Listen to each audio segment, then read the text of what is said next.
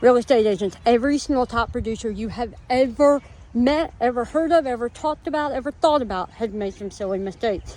You will too. That's all part of it, right? The more you do this thing that we call real estate, the more you're going to make mistakes, and you're going to be silly and do silly things that you knew better. And so I want to tell you a story about a time that I did that. So when I started in the business, I was a career ISA. Absolutely loved that side of the business. Learned a lot about having really great conversations with people. And so several years ago, I was talking with an internet buyer, somebody who had come through our company website, and we had a fantastic conversation, right? Talked about what she was looking for and why she was looking for it, and we talked about motivation and timeline and price range and location and all that stuff, right? When we talked about price, I asked her, hey, what price range are you looking at? Have you spoken with a lender yet? Yada yada yada. And she said, oh yeah, we're looking around 5. And everything else in our conversation was just green light, green light, green light. We had a great conversation. I've set the appointment. I felt so good about it. Sent one of our top agents out.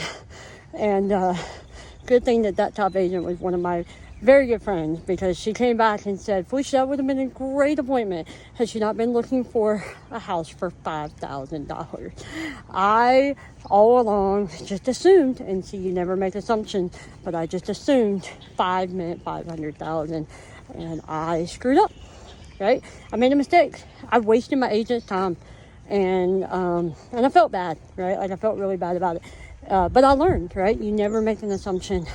You always make sure you ask clarifying questions. You don't just ask one question about price. You ask multiple questions around that to dig in and make sure that you are 100% confident in what you are putting out there. And so whether you're setting appointments for someone else or whether you're setting appointments for yourself, you don't want to waste anybody's time, right? So, but here's the thing.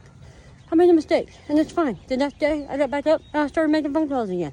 And that's what you have to do too. So you're going to make mistakes. You're going to do silly things. This industry, you're not supposed to get your license and then just be perfect. You're going to make mistakes. No matter what you do in life, you got to stumble. You got to make some mistakes. Even as a top producer, you're going to do silly things. It's all good. Learn from it. Move on. Keep taking another step.